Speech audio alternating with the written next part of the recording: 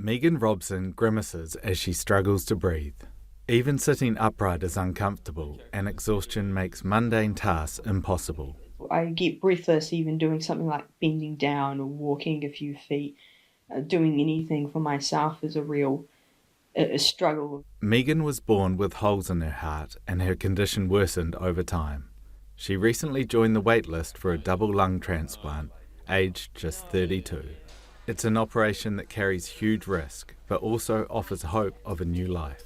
Being well is really the dream.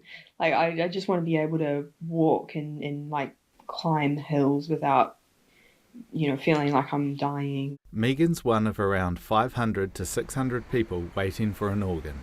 Last year, 213 Kiwis received kidney, liver, lungs, heart and pancreas transplants from 70 people who donated organs after death.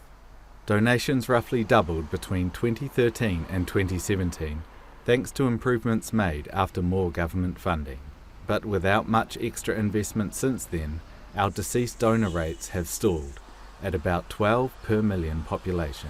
We need government to get off their hands. Patient groups like Kidney Health New Zealand can't fathom how it's got to this. We don't have enough organs, and we don't have enough donations, and we don't have a culture of donating. Successive governments seem to want to sit on their hands and not do anything about it. Organ Donation New Zealand says we do well considering the current investment, but there are proven cost-effective steps the country could take now. There is no one quick fix. Some of the fixes that we could implement, we don't have resource for at the moment, is better representation in those ICUs, to identify those donors, a register, and just a couple of examples that basically donation rates could improve. Australia does just that, funding dedicated donation specialist positions embedded within intensive care units.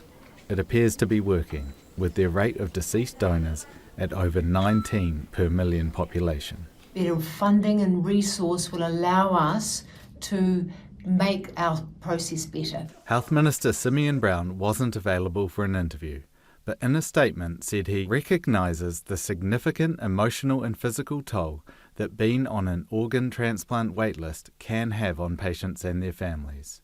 He went on to say he's asked Health New Zealand and the Ministry of Health for advice on practical steps to boost donation rates and strengthen transplant services. But in the meantime, people like Megan wait. She and partner Tim face giving up their home to cover the increasing costs, so have set up a Give a Little page. Very emotionally taxing. It's a lot to sort of process, and I don't really know if I quite comprehend it, like the gravity of it.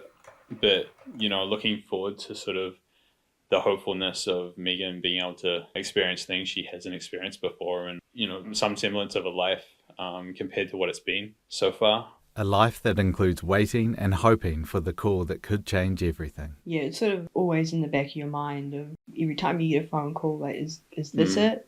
But then you have to sort of put it out of your mind a bit, or I think you'd go a bit crazy. Being always on call, always thinking that it's the next thing. It is, stressful not knowing.